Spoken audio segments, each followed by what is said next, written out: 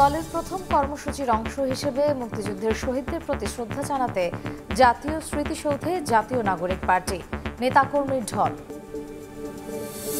দুইটা বই পেয়েছি, একটা হলো বাংলা, একটা হলো ইংলিশ। পিডিএফ থেকে দেখা অত ইজি থাকে না সবার জন্য। 8 এবং ক্লাস 9-এর খুব বেশি ক্ষতি হবে। 2 মাস পার হলেও অনেক শিক্ষার্থীর হাতেই একটি বই। জোড়াতালি দিয়ে চলছে পড়াশোনা। বাধাই মেশিনের সংকট বলছে এনসিটিভি। টেন্ডারে দেরি হওয়াকে দুষছে মুদ্রণ সমিতি। চেতনা বাস্তবায়নের নামে 3 বছরে 200 কোটি টাকা লুটপাটের তথ্য পেল দুদক। নামে মাত্র সভা, সেমিনার, সিনেমা বানিয়ে হাতিয়েছে অর্থ। মুক্তিযুদ্ধ মন্ত্রণালয়ের সব প্রকল্প স্থগিত। এবং গঙ্গার পানি চুক্তি পর্যালোচনায় কলকাতায় বাংলাদেশের প্রতিনিধি দল। বৈঠকের আগে করবে ফারাক্কা ব্যারেজ পরিদর্শন। অভিন্ন নদীর ন্যায্য পানির দাবি জানাবে ঢাকা।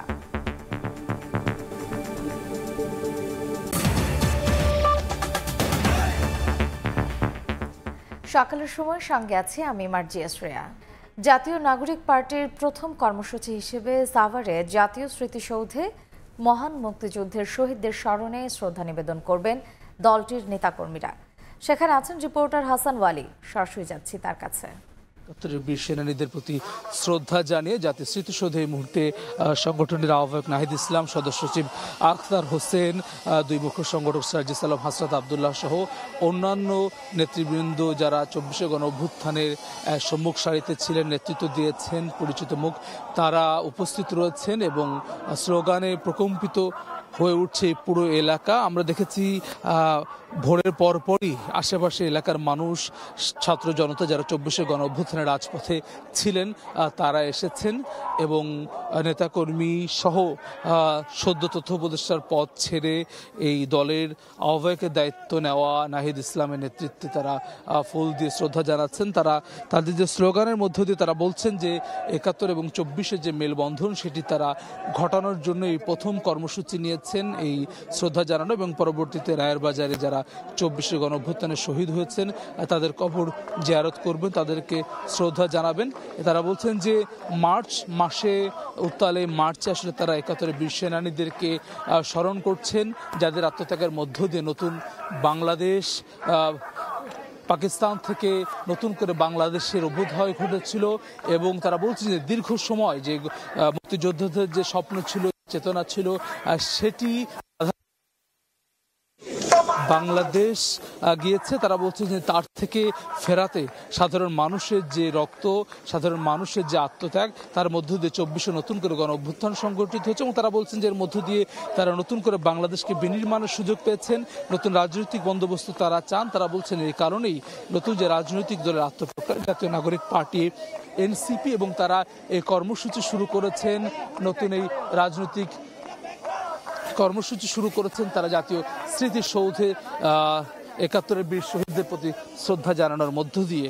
এবং তারা বলছেন যে পুরো সময়টাই আসলে তারা 71 এবং 24কে একসঙ্গে করে নিয়েই আসলে তারা তাদের যে রাজনৈতিক কার্যক্রম সেটি তারা পরিচালনা করতে চান। 71 বীর সেনানী যারা পাকিস্তানের বুলেটের সামনে বুক দিয়েছিলেন, যারা আসলে নিজের জীবনকে পরোয়া না করে বাংলাদেশকে স্বাধীন করেছিলেন, তারা বলছেন তারই পরম্পরায় সবসময় আসলে বীর বাঙালিরা আসলে রাজপথে নিজের জীবন বিসর্জন দিয়েছেন গণতন্ত্রের জন্য, স্বাধীনতার জন্য, সার্বভৌমত্বের জন্য। তারা বলছেন যে 24 আসলে তার উৎকৃষ্ট উদাহরণ এবং এই 24-এর যে আকাঙ্ক্ষা, মানুষের যে রক্ত, সেটি যাতে করে বৃথা না যায় সেটিকে ধারণ করার জন্য, সে আকাঙ্ক্ষা ধারণ করার জন্যই তারা আসলে এই জাতীয় নাগরিক পার্টির কার্যক্রম পরিচালনা করবেন।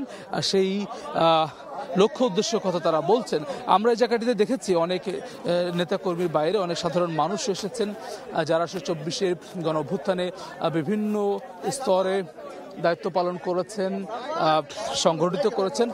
তারা প্রত্যাশা করছেন যে নতুন এই রাজনৈতিক দলের মধ্য দিয়ে তাদের যে আকাঙ্ক্ষা ছিল 24শে, যে আকাঙ্ক্ষা পূরণ হবে, সেই আশা তারা করছে, সেই প্রত্যাশা তারা করছে। এই মুহূর্তে আমরা দেখছি যে জাতীয় নাগরিক পার্টি এনসিপির আহ্বায়ক নাহিদ ইসলাম, সদস্য আখতার হোসেন সহ অন্যান্যরা এসেছেন। তারা আমরা তাদের সঙ্গে কথা বলবো, তাদের যে প্রতিক্রিয়া, নতুন কার্যক্রম নিয়ে প্রথম কর্মসূচি নিয়ে গণমাধ্যমের সঙ্গে সেটি তারা ব্যক্ত করবেন। আমরা সরাসরি তাদের বক্তব্য দিতে চাই।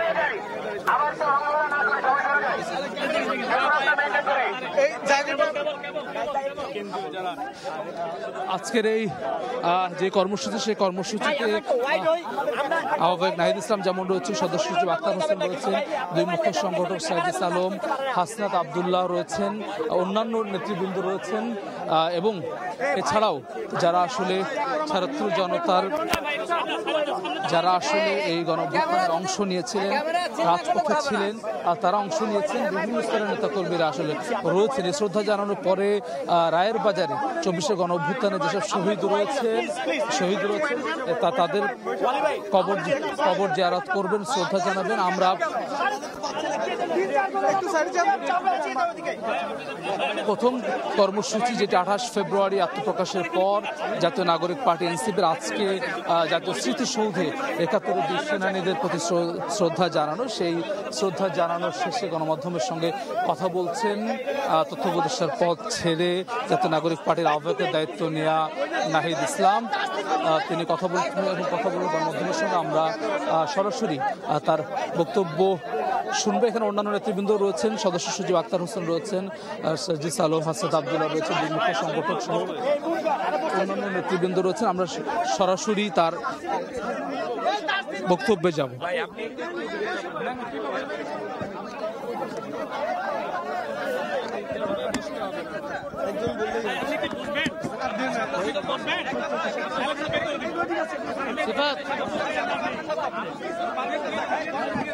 আরেকটু পিছিয়ে দাঁড়াইতে হবে।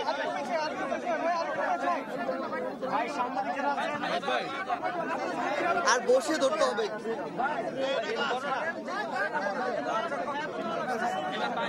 মেয়েদেরকে পিছিয়ে দাঁড়া করলে ভালো হইতো।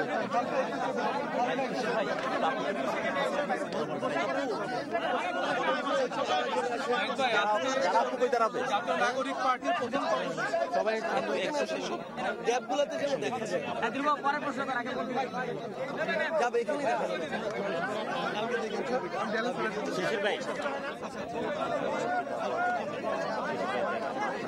আচ্ছা অর্পিতা আপু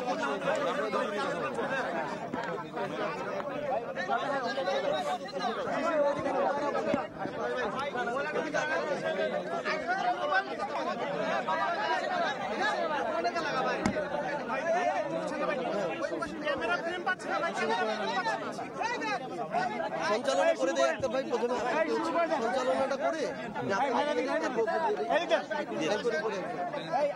তাহলে প্রথমে গ্যাঞ্জামটাতে আপনাদের কথা কাটা পড়বে না। না না, এটা খারাপ দেখা আমাদের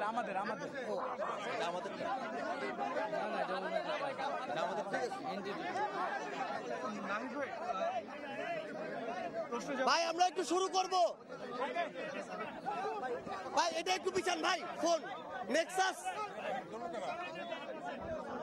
ধরেন ভাই, নিবাবু পর্যন্ত ক্লিয়ার করো, নিবাবু পর্যন্ত ভাই এটা ধরেন। এখানে কে আছেন ভাই?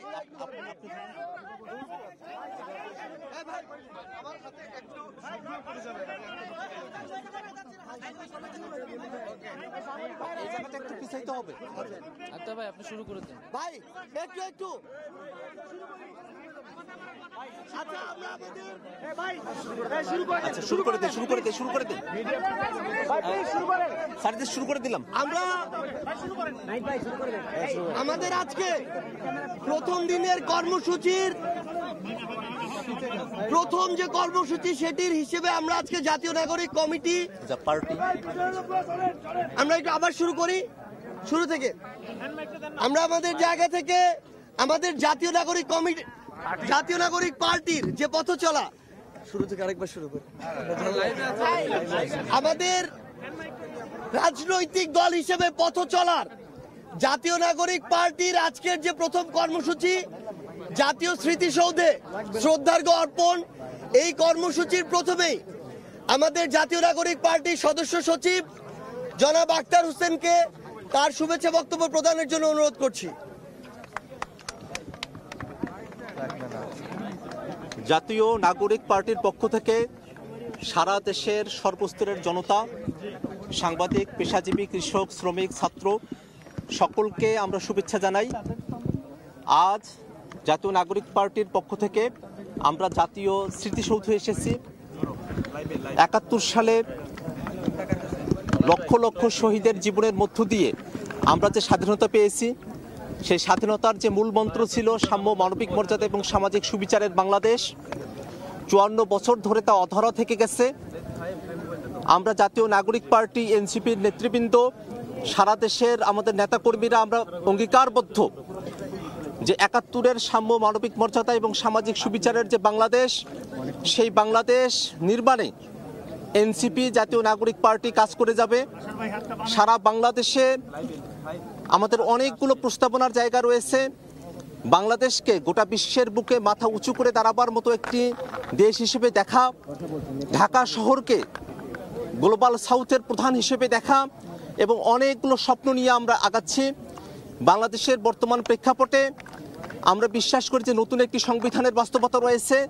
তার প্রেক্ষিতে আমরা গণপরিষদ নির্বাচনের কথা বলেছি এবং একই সাথে সে গণপরিষদ নির্বাচনে যারা জয়ী হবেন তারা সংসদ সদস্য হিসেবেও ভূমিকা পালন করবেন, তেমন প্রস্তাবনা আমাদের পক্ষ থেকে আছে। আমরা সারা দেশের মানুষের কাছে আমরা দোয়া চাই যাতে করে যে তারুণ্যের হাত ধরে জাতীয় নাগরিক পার্টি এনসিপি তার কার্যক্রম শুরু করেছে, যেন বাংলাদেশের সকল সম্প্রদায়ের মানুষকে, সকল ঘরানার মানুষকে, সকলের জন্য একটা আস্থাভাজন রাজনৈতিক দল হিসেবে আমরা আমাদের যাত্রা শুরু করতে পারি। ডান বামের বাইনারির বিভাজনের মধ্যে না গিয়ে সত্যিকার অর্থে একটি মধ্যমপন্থী রাজনীতি বাংলাদেশে আমরা সূচনা করতে পারি, তেমন অঙ্গীকার আমাদের রয়েছে। সে অঙ্গীকারগুলো যেন আমরা বাস্তবে রূপদান করতে পারি, সে ব্যাপারে সারা দেশের সকল শ্রেণী পেশার মানুষের সমর্থন আমরা প্রত্যাশা করি। আমরা এও প্রত্যাশা করি যে সারা দেশ থেকে অনেক মানুষ আমাদের সঙ্গে যুক্ত হতে চাচ্ছেন। অল্প সময়ের মধ্যেই সারা দেশের সকল জেলায়, সকল উপজেলায় জাতীয় নাগরিক কমিটি তাদের কর্মপরিধি এবং বিস্তৃতি করতে সক্ষম হবে বলে আমরা আশাবাদী। এই সময়ে আজকে আমাদের আরও একটি কর্মসূচি রয়েছে রায়ের বাজারে। 24-এর যারা শহীদেরা আছেন আমরা তাদের কবর জিয়ারতে যাব, আমরা তাদের জন্য দোয়া করব। আমরা চাইব যারা সাংবাদিকেরা আছেন, যারা বাংলাদেশের আপামর জনতা আছেন, তাদের সকলের দোয়ায়, তাদের সকলের ভালোবাসা নিয়ে, প্রত্যাশা এবং পরামর্শ নিয়ে এনসিপি জাতীয় নাগরিক পার্টি সামনের দিনে এগিয়ে যাবে। ধন্যবাদ সকলকে। এ পর্যায়ে বক্তব্য রাখার জন্য আহ্বান করছি জাতীয় নাগরিক পার্টির মুখ্য সমন্বয়ক নাসির উদ্দিন পাটোয়ারিকে।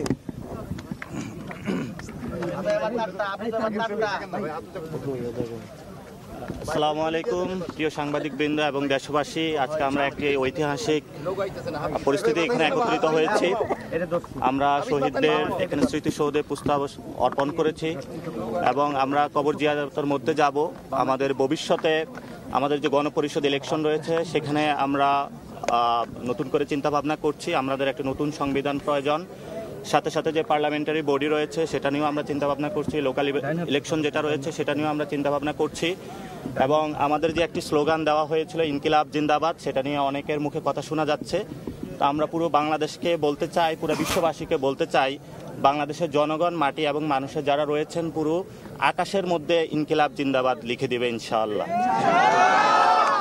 ওকে, ধন্যবাদ সকলকে। এ পর্যায়ে বক্তব্য রাখবেন আমাদের জাতীয় নাগরিক পার্টির আহ্বায়ক জনাব নাহিদ ইসলাম। আসসালামু আলাইকুম। আজকে জাতীয় নাগরিক পার্টি এনসিপির প্রথম কর্মসূচি হিসেবে আমরা জাতীয় স্মৃতিসৌধে আমাদের স্বাধীনতা সংগ্রামের বীর শহীদদের শ্রদ্ধাঞ্জলি দিতে এসেছি। আজকে থেকে আমাদের যে আনুষ্ঠানিক কর্মসূচি শুরু হলো, জাতীয় নাগরিক পার্টি এনসিপির পক্ষ থেকে সারা দেশের সকল মানুষকে শুভেচ্ছা জানাচ্ছি। আমাদের এই ভূখণ্ডের জনপদের মানুষের যে লড়াইয়ের ইতিহাস রয়েছে, 1947 সালের আজাদির লড়াই থেকে শুরু করে 1971 সালের মহান স্বাধীনতা সংগ্রাম এবং 2024 সালের ছাত্র জনতার গণ অভ্যুত্থান, এই সকল লড়াইয়ের আকাঙ্ক্ষাকে ধারণ করেই আমরা নতুন বাংলাদেশ বিনির্মাণ করব এবং সেই লক্ষ্যেই এনসিপি কাজ করে যাচ্ছে। এবং আমরা বলেছি যে 1971 সালে মুক্তিযুদ্ধের মধ্য দিয়ে আমরা একটি স্বাধীন রাষ্ট্র পেলেও আমাদের যে সার্বভৌমত্ব, সেই সার্বভৌমত্ব বারবার হুমকির মুখে পড়েছে। আমাদের যে গণতান্ত্রিক প্রতিষ্ঠানসমূহ বারবার ভেঙে পড়েছে। আমরা একটি গণতান্ত্রিক সংবিধান গড়ে তুলতে পারিনি। একটি একদলীয় সংবিধানের মাধ্যমে ফ্যাসিজম এবং একদলীয় স্বৈরতন্ত্রের বীজ বপন করা হয়েছিল। ফলে আমরা বলেছি যে একটি নতুন প্রজাতন্ত্র আমাদের গড়তে হবে এবং তার জন্য একটি নতুন সংবিধান এবং গণপরিষদ নির্বাচনের প্রয়োজন। সেই জায়গা থেকে আমরা সেকেন্ড রিপাবলিকের কথা বলেছি এবং আমরা সেই লক্ষ্যে কাজ করে যাচ্ছি এবং জাতীয় নাগরিক পার্টি এই মুহূর্তে তার প্রথম লক্ষ্য হচ্ছে তার সাংগঠনিকভাবে কার্যক্রম বিস্তৃত করা, তৃণমূলে সাংগঠনিক কার্যক্রম বিস্তৃত করা এবং নিবন্ধন নিতে যেই ধরনের শর্তাবলী পূরণ করতে হয় সেই শর্তাবলী পূরণ করার দ্রুত সময়ের মধ্যে পূরণ করে আমরা নিবন্ধন কার্যক্রম আগাবো। এ মাসের মধ্যে আমরা আমাদের গঠনতন্ত্র যে প্রণয়নের কাজ সেই প্রণয়নের কাজটি আমরা শুরু করব এবং আমাদের আজকের এই স্মৃতিসৌধে শ্রদ্ধাঞ্জলি নিবেদনের পরে আমরা রায়ের বাজার যাব। সেখানে আমাদের যে জুলাই অভ্যুত্থানে যারা শহীদ হয়েছে সেই শহীদদেরকে আমরা শ্রদ্ধা নিবেদন করব। শহীদদের প্রতি আমাদের যে ৭১-এর শহীদ এবং জুলাইয়ের শহীদ তাদের প্রতি শ্রদ্ধা নিবেদন করেই তাদের আত্মত্যাগকে স্মরণ করেই আমরা আমাদের যাত্রা শুরু করছি।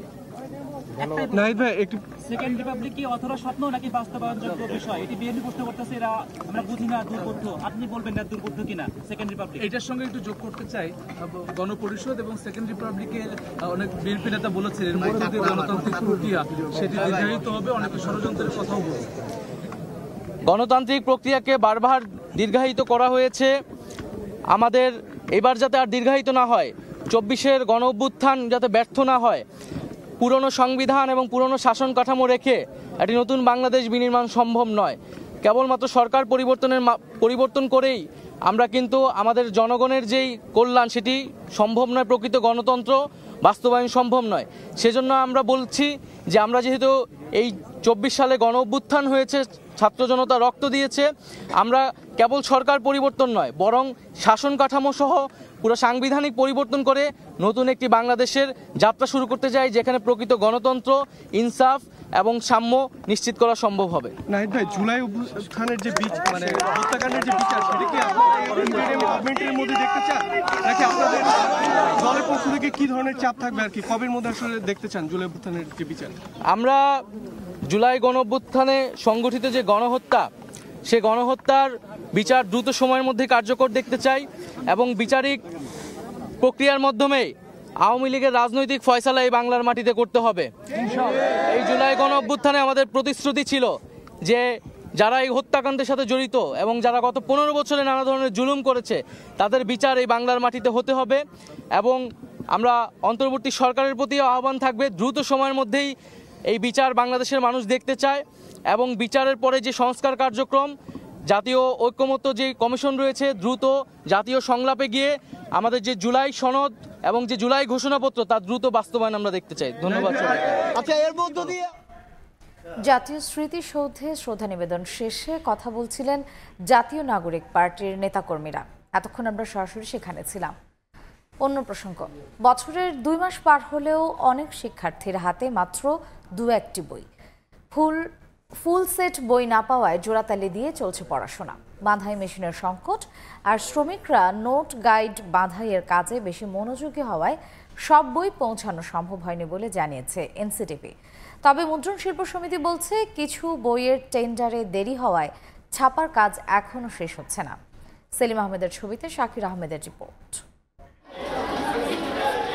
চলছে বছরের তৃতীয় মাস। সিলেটের কাকড়দিয়া তেরাতল উচ্চ বিদ্যালয়ের নবম শ্রেণীর শিক্ষার্থীদের হাতে মাত্র 2টি বই, বাংলা আর ইংরেজি। আর অষ্টম শ্রেণীর শিক্ষার্থীরা পেয়েছে 3টি বই, বাংলা, ইংরেজি ও গণিত। আমরা 2টা বই পেয়েছি, একটা হলো বাংলা, একটা হলো ইংলিশ। মোবাইল বা ল্যাপটপে দেখতে পারি না কারণ চোখে সমস্যা করে, আর সবার ঘরে থাকেও না। পিডিএফ থেকে দেখা অত ইজি থাকে না সবার জন্যই। শুধু সিলেট নয়, বেশ কয়েকটি জেলায় এখনো পৌঁছায়নি সব বই। এনসিটিভির তথ্য বলছে 40 কোটির মধ্যে 5 কোটি বই স্কুলে পৌঁছায়নি। অনেক স্কুলেই জোড়াতালি দিয়ে চলছে শিক্ষা কার্যক্রম। 8 এবং ক্লাস 9-এর খুব বেশি ক্ষতি হবে, আর বাকি বইগুলো আমরা মোটামুটি পেয়েছি আলহামদুলিল্লাহ। যদিও এনসিটিভি চেয়ারম্যানের দাবি অধিকাংশ ক্লাসের শিক্ষার্থীদের কাছে পৌঁছে গেছে 90% বেশি বই। ছাপানোর কাজটা হয়তো হয়ে যাবে, কিন্তু বাধাই করার কাজটা হয়তো আরো 3-4 তারিখ লাগতে পারে। তাই বই ছাপার প্রকৃত অবস্থা দেখতে ছাপাখানায় সময় সংবাদ। রাজধানীর মাতোয়াইলের প্রেসগুলোতে এখন ছাপা হচ্ছে দাখিল নবম শ্রেণীর বই। মুদ্রণ, বাধাই ও আনুষ্ঠানিক যাচাই প্রক্রিয়া শেষে কবে তা শিক্ষার্থীদের হাতে পৌঁছাবে এখন সেটি দেখার বিষয়। ছাপা শেষে বাধাইয়ের জন্য স্তূপাকারে রাখা হয়েছে ষষ্ঠ ও সপ্তম শ্রেণীর বই। এনসিটিবি বলছে অটোমেটিক বাধাই মেশিনের সংকট আর নোট গাইড বাধাইয়ে বেশি মজুরি পাওয়ায় পাঠ্য বইয়ের কাজ করছেন না শ্রমিকরা। বাজারে যখন দেখা যায় যে তার মজুরি নোট গাইডের বাধাইকারী হিসেবে বাধাই করার জন্য যখন তার মজুরি বেশি হয় তখন সেদিকে সে ছুটে যায়। তবে মুদ্রণ শিল্প সমিতি বলছে কিছু বইয়ের টেন্ডার দেরিতে হওয়ায় ছাপার কাজে বিলম্ব হচ্ছে। লাস্ট দিকে যে টেন্ডারগুলো হয়েছে ওই কিছু স্কুলগুলো স্পেসিফিকলি কিছু কিছু পায় নাই। এটা আশা করা যায় যত দ্রুত সম্ভব, যেহেতু কাগজ চলে আসছে আর কাগজের স্বল্পতা যেহেতু নাই, আর আমাদের যত দ্রুত সম্ভব আমরা সেখানে পৌঁছে দেওয়ার ব্যবস্থা করতেছি। চলতি মাসের শেষ সপ্তাহে সব কাজ শেষ করার লক্ষ্য রয়েছে বলে জানান প্রেস মালিকরা। শাকির আহমেদ, সময় সংবাদ, ঢাকা। চেতনা বাস্তবায়নের নামে ৩ বছরে ২০০ কোটি টাকার প্রকল্পে লুটপাটের প্রাথমিক তথ্য পেয়েছে দুদক। মুক্তিযুদ্ধ মন্ত্রণালয়ের এসব প্রকল্পে নামকা ওয়াস্তে সভা সেমিনারের ছবি তুলে নির্দিষ্ট রাজনৈতিক দলের এজেন্ডা বাস্তবায়ন কিংবা অখ্যাত ব্যক্তিদের দিয়ে সিনেমা বানিয়ে সরকারের অর্থ লুটপাটের অভিযোগ আনা হয়েছে। বিশেষজ্ঞরা বলছেন চেতনা বিক্রি করে বিগত সরকারের লুটপাটের সব আয়োজন করা হয়। বিষয়টি স্বীকার করে পট পরিবর্তনের পর দায়িত্ব নেওয়া মুক্তিযুদ্ধ বিষয়ক উপদেষ্টা বলছেন নানা অসঙ্গতি খুঁজে পাওয়া সব প্রকল্পই স্থগিত করা হয়েছে। তাসলিম তৌহিদের রিপোর্ট। ২০২২ সালের জুলাই মাসে মুক্তিযুদ্ধ মন্ত্রণালয় হাতে নেয় বীরের কণ্ঠে বীরগাথা শীর্ষক ৫০ কোটি টাকার প্রকল্প। কাজ ছিল যেসব মুক্তিযোদ্ধা এখনও বেঁচে আছেন তাদের সাক্ষাৎকার নেওয়া ও সংরক্ষণ করা। তবে দুদকের অভিযোগ অল্প সংখ্যক মুক্তিযোদ্ধার সাক্ষাৎকার নেওয়া হলেও খরচ দেখানো হয় অস্বাভাবিক। একইভাবে পতিত আওয়ামী লীগ সরকারের সবশেষ ৩ বছরের তথ্য বলছে বঙ্গবন্ধুর আদর্শ ও মুক্তিযুদ্ধ চেতনা বাস্তবায়নের নামে ৫০ কোটি টাকা করে প্রায় ২০০ কোটি টাকার ৪টি প্রকল্প গ্রহণ করা হয়।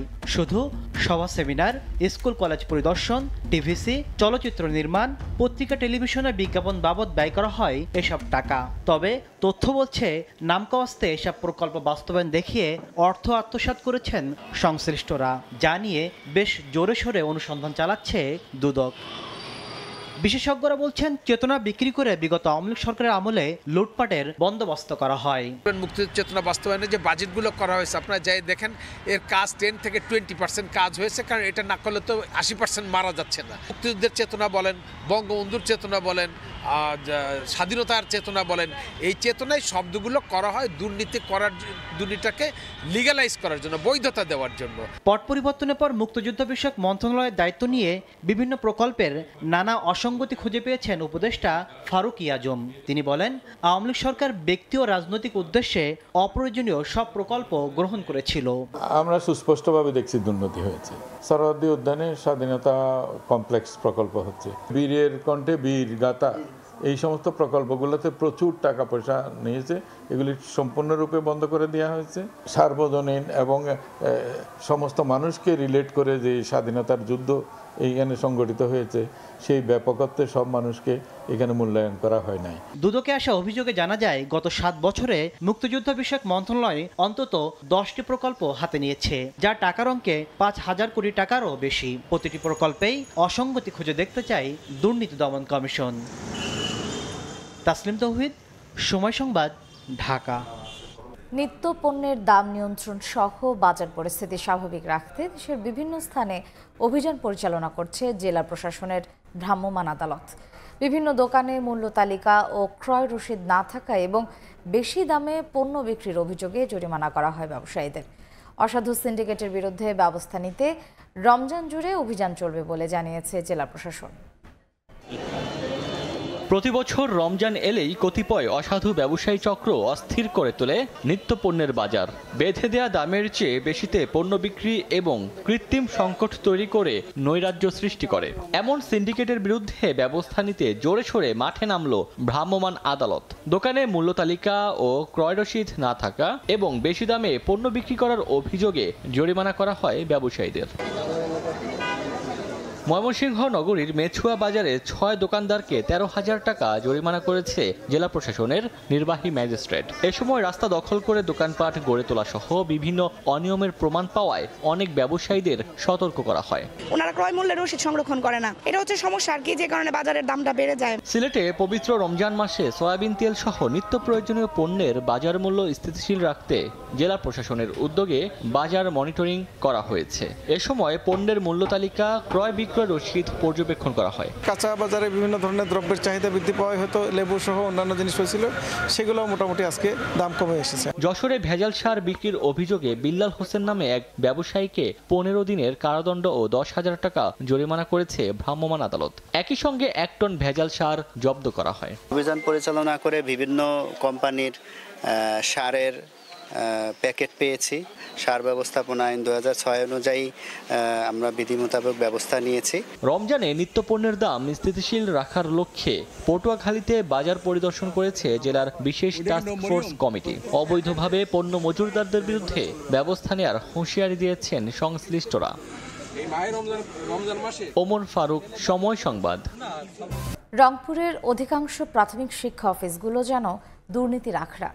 শিক্ষা অফিসারদের স্বেচ্ছাচারিতা, নিয়মের তোয়াক্কা না করেই একই কর্মস্থলে দীর্ঘ সময় চাকরি করা সহ রয়েছে নানা অভিযোগ। আর হয়রানির ভয়ে এসব বিষয়ে মুখ খুলতে চান না শিক্ষকরা। এরই মধ্যে নীলফামারী জলঢাকা উপজেলায় 245টি সরকারি প্রাথমিক বিদ্যালয়ের প্রায় 2.5 কোটি টাকা তছরুপের অভিযোগে তদন্তে নেমেছে দুর্নীতি দমন কমিশন। শাকিল মাহমুদের ক্যামেরায় বিস্তারিত নাজমুল ইসলাম নিশাতের রিপোর্টে। 2018-19 অর্থ বছরে নীলফামারীর জলঢাকা উপজেলার 245টি সরকারি প্রাথমিক বিদ্যালয়ে সংস্কারের জন্য 2,21,40,000 এবং শ্রেণীকক্ষ সজ্জিতকরণের জন্য আরও 24,50,000 টাকা বরাদ্দ পায়। কিন্তু অভিযোগ ওঠে তৎকালীন শিক্ষা কর্মকর্তা নূর মোহাম্মদ সহ 7 সহকারী শিক্ষা অফিসার এবং 245টি স্কুলের প্রধান শিক্ষক মিলে নামমাত্র কাজ দেখিয়ে আত্মসাৎ করেন পুরো টাকাই, যার তদন্ত করছে দুদক। এছাড়াও মামলা সংক্রান্ত জটিলতায় দীর্ঘ 10 বছর ধরে উপজেলাটির 245টি স্কুলের সভাপতির দায়িত্ব পালন করছেন সহকারী শিক্ষা কর্মকর্তারা। এদের মধ্যে কেউ 25 থেকে 35টি পর্যন্ত স্কুলের সভাপতি হয়েছেন, এমনকি একই কর্মস্থলে রয়েছেন দীর্ঘ সময় ধরে। যদি সেই সংশ্লিষ্টতা থাকে তাহলে আমি তাদের সেই ব্যবস্থা গ্রহণ করব এবং দুদক যদি আমার কাছে কোনো সহযোগিতা চায় অবশ্যই সহযোগিতা করব। এমন অনিয়মের অভিযোগ জলঢাকা ছাড়াও রংপুর বিভাগের বেশিরভাগ শিক্ষা অফিসে। শিক্ষকরা জানান টাকা ছাড়া কোনো কাজই হয় না। এছাড়াও স্কুলগুলোর প্রতিটি বরাদ্দে দিতে হয় কমিশন। তবে হয়রানির ভয়ে ক্যামেরার সামনে কেউ কথা বলতে রাজি হননি। আমি কবে থেকে ঘোরাঘুরি করতেছি বাউন্ডারিওয়ালার জন্য, আমি কিন্তু পারতেছি না। আমি এখনই যদি আবার ওই সিন্ডিকেটের মধ্যে ঢুকে যাই, আমি এখনই কিন্তু পাবো। একটা বিল্ডিং এর জন্য, বুঝছো, একটা বিল্ডিং আসবে, সরকারি বিল্ডিং আসবে, আমি কোনো 40-50 টাকা ওখানে ঘুষ দিব? আমাকে কিন্তু একবার যখন নতুন নামছে, কেন আমি দিব না? তো আমি তো দিব না, 30,000 টাকা দেন, আপনাকে একটা বিল্ডিং দিব। মনে করো একটা বিল্ডিং যে পার হয়ে আসবে, সেটাও কিন্তু তোমাকে টাকা দিয়ে তোমাকে ওখানে, নাহলে কিন্তু আমি বাউন্ডারিতে কবে আমি পাওয়ার কথা, আমি কিন্তু বাউন্ডারি পাচ্ছি না। 40,000 টাকা মরে এটিও 5,000 টাকা নেবে বা 2,000 টাকা দাও বা 3,000 টাকা খুশি করে দাও। খুশি করবে কিসের টাকা? ওদের কিসের টাকা? এখন 1 লাখ টাকার মধ্যে দেখা যাচ্ছে 20,000 টাকা কাজ করলো, এটিও দিল 2,000, 3 দিল 10,000, আর বাকি টাকা মারি দিয়ে দিল। শিক্ষাবিদদের মতে অনিয়ম রোধ করা না গেলে প্রভাব পড়বে পুরো শিক্ষা ব্যবস্থায়।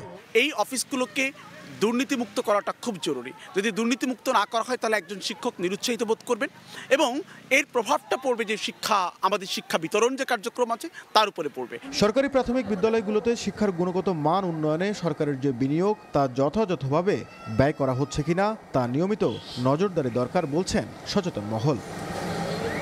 নাজমুল ইসলাম নিশাত, সময় সংবাদ, রংপুর। পানি প্রবাহ বন্ধ হয়ে যাওয়ায় ও পলির কারণে তলদেশ ভরাট হয়ে যাওয়ায় অস্তিত্ব সংকটে পঞ্চগড়ের অন্তত 50টি নদী। এক সময়ের খরস্রোতা জলাশয়ে পরিণত হয়েছে মরা খালে। এর প্রভাবে বিলুপ্ত হচ্ছে নদী কেন্দ্রিক বিভিন্ন পেশা। স্থায়ী সমাধান না থাকলেও নতুন করে খননের কথা জানায় পানি উন্নয়ন বোর্ড। মনিরুল ইসলামের ছবিতে সোহাগ হায়দারের রিপোর্ট। এক সময়ের খরস্রোতা নদী এখন মরা খালে পরিণত হয়েছে। নদীর চরে চাষাবাদ হচ্ছে ধান ও বিভিন্ন সবজি। উত্তর পশ্চিমের সীমান্তবর্তী জেলা পঞ্চগড়ে ছোট বড় অন্তত 50টি নদী রয়েছে, তবে সব নদী শুকিয়ে খালে পরিণত হয়েছে। এলাকাবাসী বলছেন উজানে ভারত বাঁধ দিয়ে নদীর পানি আটকে দিয়েছে। বর্ষা মৌসুমে প্রবাহ অতিরিক্ত হয়ে গেলে তখনই কেবল ছাড়ে পানি। এছাড়া পানি জমে ভরাট হয়ে গেছে নদীগুলোর তলদেশ।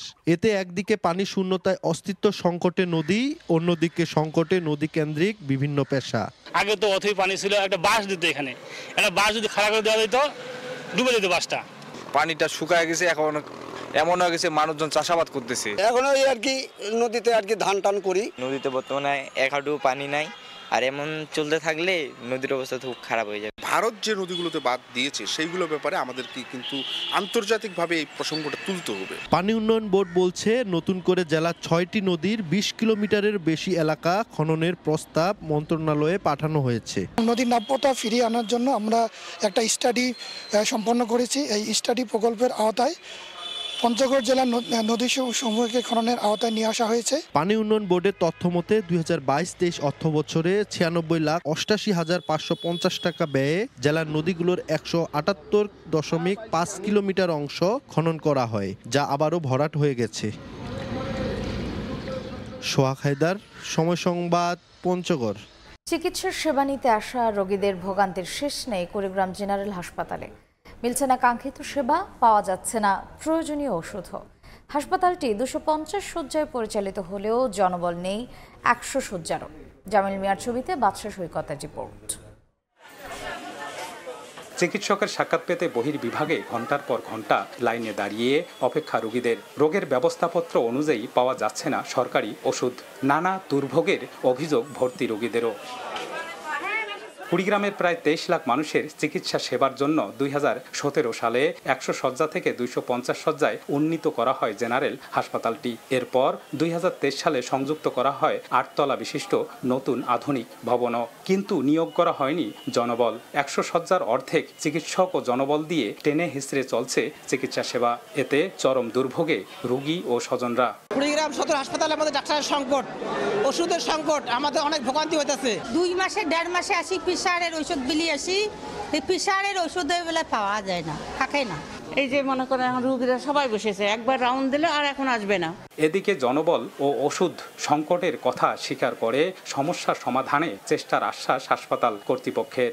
আমরা যোগাযোগ করছি, হয়তো 250 শয্যা জনবল খুব শীঘ্রই হয়তো এটা অনুমোদন পেয়ে যাব এবং জনবল পদায়িত হলে আমাদের কার্যক্রমটা আরও সাবলীলভাবে করতে পারবো। হাসপাতালটিতে বর্তমানে 43 জন চিকিৎসক পদের বিপরীতে রয়েছেন মাত্র 20 জন। আর প্রতিদিন গড়ে 450 ভর্তি রোগীর পাশাপাশি বহির্বিভাগে প্রায় 2500 মানুষ চিকিৎসা সেবা নেন। বাদশা সৈকত, সময় সংবাদ, কুড়িগ্রাম। ভারত বাংলাদেশের যৌথ নদী কমিশনের বৈঠক বসছে কলকাতায়। আজকের বৈঠকে বাংলাদেশের পক্ষ থেকে অভিন্ন নদীর ন্যায্য পানির দাবির পাশাপাশি গঙ্গা চুক্তি নবায়নের কথা জানানো হবে। ফারাক্কা থেকে বিস্তারিত জানাচ্ছেন সুব্রত আচার্য, ছবি তুলেছেন বিশ্বজিৎ দাস। ভারত বাংলাদেশের মধ্যে গঙ্গার পানি বন্টন চুক্তির মেয়াদ শেষ হবে আগামী বছর ডিসেম্বরে। মেয়াদ শেষ হওয়ার আগে চুক্তি নবায়নের ক্ষেত্রে উভয় দেশই নতুন করে চলমান বাস্তবতা যাচাই করতে চাচ্ছে।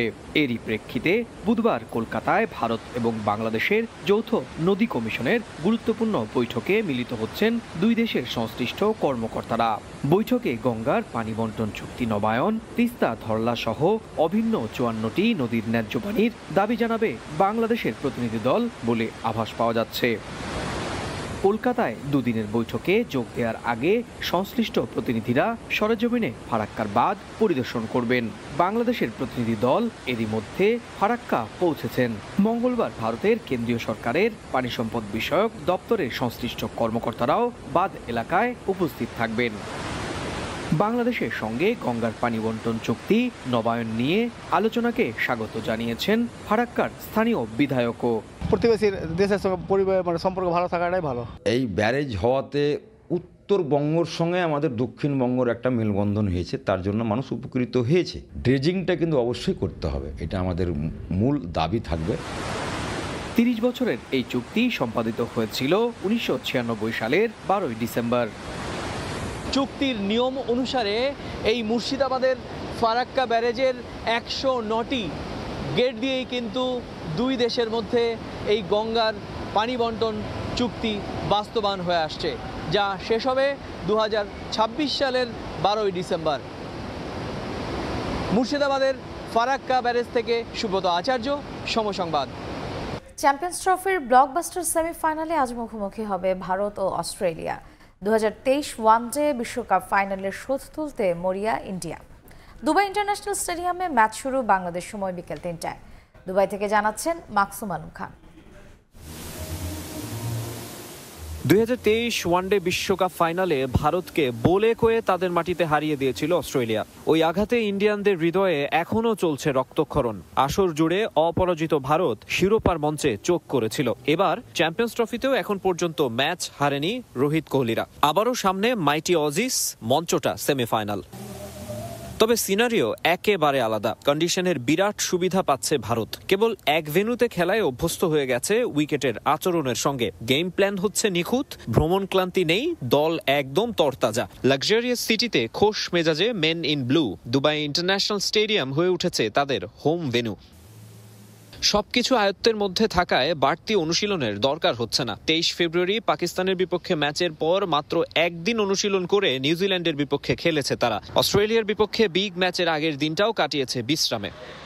তবে অস্ট্রেলিয়া দলের দম ফেলার ফুরসত নেই। ভারতীয়দের মতো আরাম আয়েশে সময় কাটাতে পারছে না তারা। সেমিফাইনালের প্রতিপক্ষ তারিখ চূড়ান্ত হওয়ার আগেই পাকিস্তান থেকে আমিরাতে ট্রাভেল করতে হয়েছে তাদের। ভারত নিউজিল্যান্ডের বিপক্ষে হেরে গেলে আবার পাকিস্তানে ফিরে যেতে হতো তাদের। সেটা করতে হচ্ছে না, হাফ ছেড়ে বেঁচেছে অজিরা। হাই ভোল্টেজ ম্যাচের আগের দিন দীর্ঘ প্র্যাকটিস সেশনে গেম প্ল্যান আর 11 সাজানোর চেষ্টা করেছেন কোচ অ্যান্ড্রিউ ম্যাকডোনাল্ড।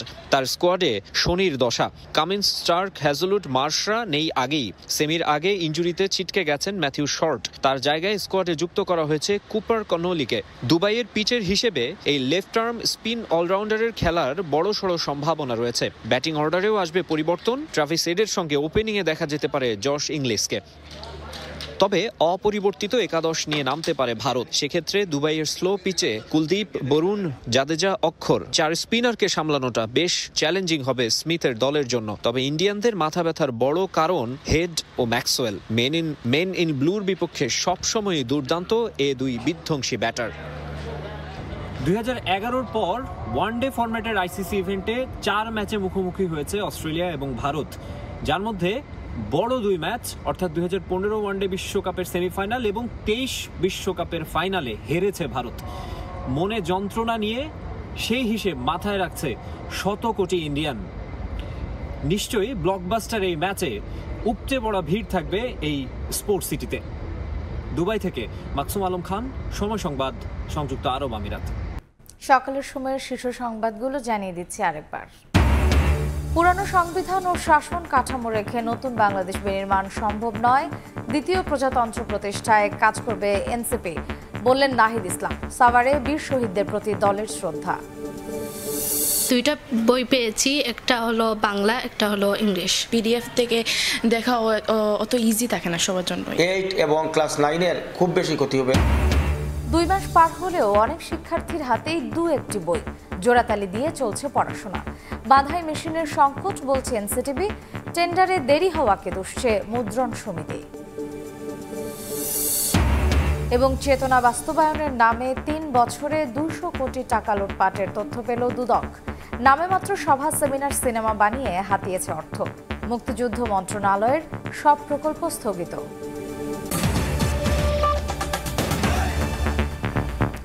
এই ছিল সকালের সময়ের সঙ্গেই থাকুন সময়।